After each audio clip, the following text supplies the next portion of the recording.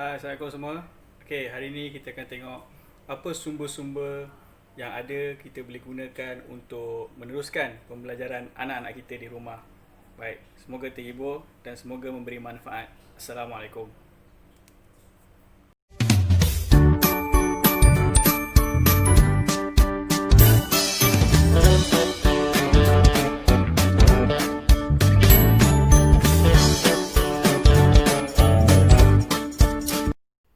Okey, seperti yang kita semua ketahui, hari ini 25 Jun dan tak silap saya dari beberapa hari lagi sekolah anak-anak yang bersekolah tingkatan 5 dan 6 atas akan mula bersekolah.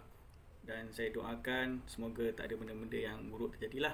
Jadi pastikan mereka anak-anak yang tingkatan 5 dan 6 atas ni yang ke sekolah ni, pastikan anda lakukan apa yang telah disuruh oleh pihak sekolah, SOP-SOP-nya ikut dan supaya tidak menular wabak COVID-19. Nauzubillah min zalik.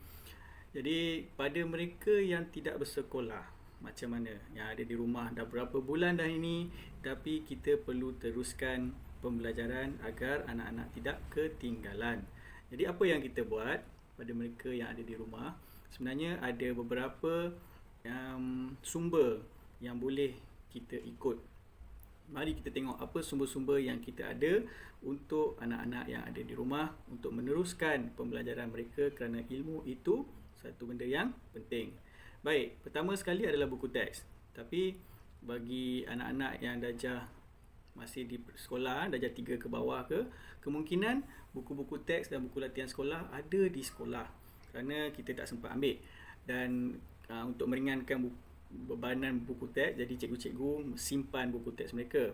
Tapi Alhamdulillah pada pagi ini saya akan ada dapat satu WhatsApp daripada guru sekolah yang mereka sedang bercadang untuk melakukan satu SOP baru, iaitu datang mengambil buku teks dan juga kerja sekolah, kerja rumah pada hari Jumaat dan submit kerja sekolah itu the next following Friday. Maknanya dia akan bagi seminggu kerja sekolah dan anak-anak kena buat dalam seminggu itu dan habiskan dan submit pada hari Jumaat. Jadi parents lah kena pergi ambil, pergi ngantar, pergi ambil, pergi ngantar.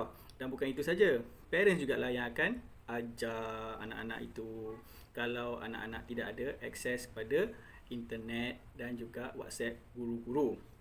Sebab guru-guru sekarang dah ada kat sekolah. Guru-guru dah kena pergi sekolah dan berbincang macam mana dengan norma baru persekolahan ini. Terutama sekali mereka yang dalam sekolah rendah, sebab basic ilmu itu adalah sangat penting. Jadi kita sebagai parents, kita kena jadi cikgu lah. Kita kena belajar, kita kena ajar dengan penuh kesabaran. Baik, yang kedua, nota dan latih to be. Yang ini nota latih to be ni tak kisah sama ada diberi oleh guru tuition, yang sekarang ni tuition tutup, jadi guru tuition yang bagikan, ataupun latih to be yang kita beli di kedai-kedai buku. Jadi apa yang tak ada kat sini adalah konsep ulang kaji tu ada, tapi konsep belajar tu tak ada. Jadi macam mana budak-budak ni nak belajar? Tambah-tambah budak darjah 1, darjah 2, darjah 3, darjah 4, 5, 6, kemungkinan mereka tahu macam mana mereka nak belajar sendiri, dan yang tak tahu mereka boleh tanya sama ada kawan-kawan ataupun direct pada guru ataupun kepada parents. Jadi yang mana parent tahu, parent boleh jawab lah. Kalau parent tak tahu, parents pun kena cari dalam internet macam mana nak ajar anak-anak. Jadi dan sumber seterusnya adalah sumber yang daripada internet. Okey, sumber internet macam kita di Selangor, anak-anak kita boleh dapat akses percuma pada Selangor Tutor yang didevelop oleh MBI, Menteri Besar Incorporated, dan juga Yayasan Selangor. Jadi saya tengok memang anak-anak saya pakailah benda ni, dan dia hanya ada latih to be dan nota sikit-sikit based on topik dan KBAT punya questions, which is very good, baguslah kan. Dan kita akan sentiasa dapat update apa yang anak-anak kita buat latihan. Dan anak-anak yang buat latihan ini, kita akan dapat feedback dia melalui email notification. Jadi kalau kita di sekolah, di rumah, anak-anak di rumah dan kita bekerja, dan kita akan dapat email tersebut. Cumanya tak perlulah hantar email sampai 5, 20, 10 setiap kali anak tu buat, sebab each question hanya 5 soalan je. Each paper ada 5 soalan. Lepas tu 5, which is very, tak apalah, itu mungkin boleh diperbarui di pihak Selangor Tutor.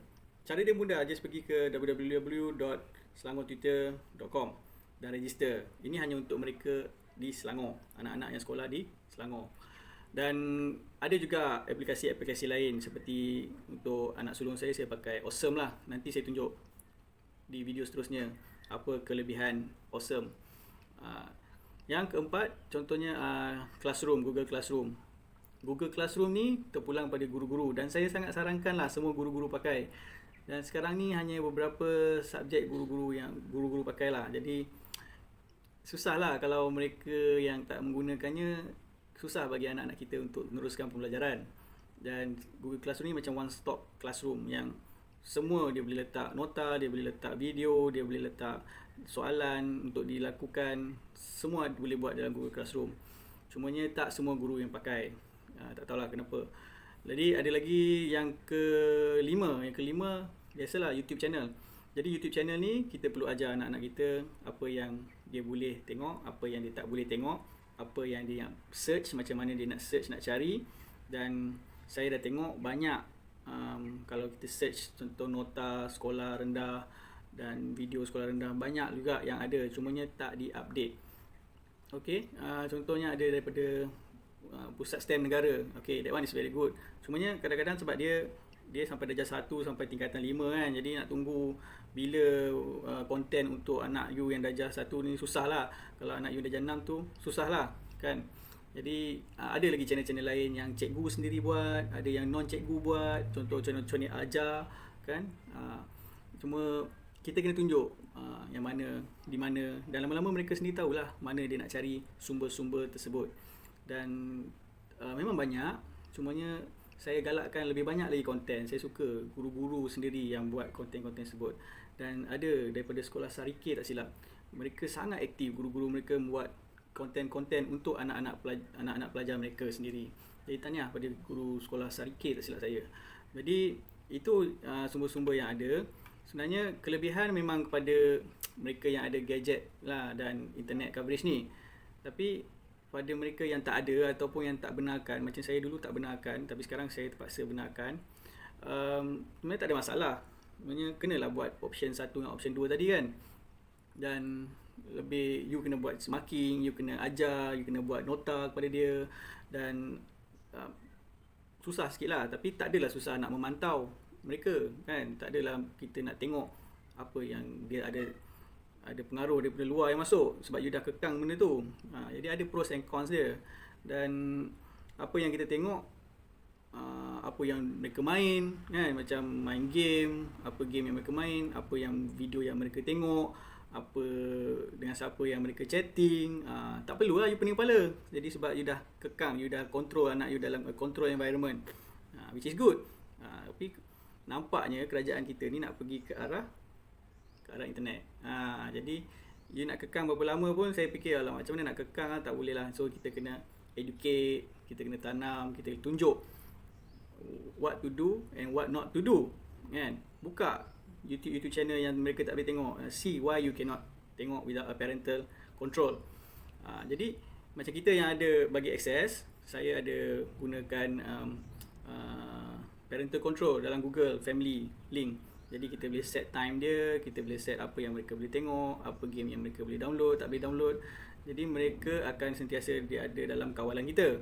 Dan kita kena set timetable untuk mereka kan. Walaupun tak ada sekolah, bangunlah subuh.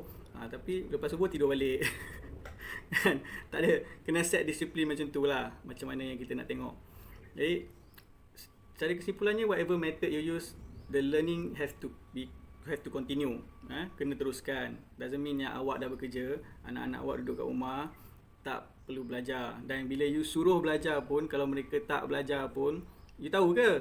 Jadi kenalah ada trust, kena ada kesefahaman kan, kena ada disiplin, kena tegas, apa semua tu, which is the main thing is kenalah communicate dengan anak-anak sentiasa. Alhamdulillah saya duduk kat rumah, bukanlah nak kata ni, tapi ada pros and cons dia. Kenalah tengok sentiasa, kenalah bercakap selalu, tambah zaman-zaman sekarang ni. Jadi kita doakan agar semua sahabat-sahabat yang tengok mendapat mendidik anak-anak ke jalan yang benar kan. Wala haula wala quwata illa billah, dan semuanya daripada Allah. Jadi Allah yang menggerakkan kita untuk melakukan segala benda. Jadi gerakkanlah kepada yang bermanfaat dan baik. Baik, itu saja buat masa ni, dan saya harap kita perlu tanam dalam diri kita betapa pentingnya pembelajaran anak-anak. Jangan left out. Nanti mereka dah start sekolah susah. Kalau mereka tak contact kawan-kawan mereka daripada sekarang, dah start sekolah susah kan. Jadi untuk memudahkannya, teruskanlah kan, bagi mereka satu benda yang mereka perlu buat hari-hari di rumah. Baik, semoga Allah memberkati dan merahmati kehidupan kita. Assalamualaikum warahmatullahi taala wabarakatuh.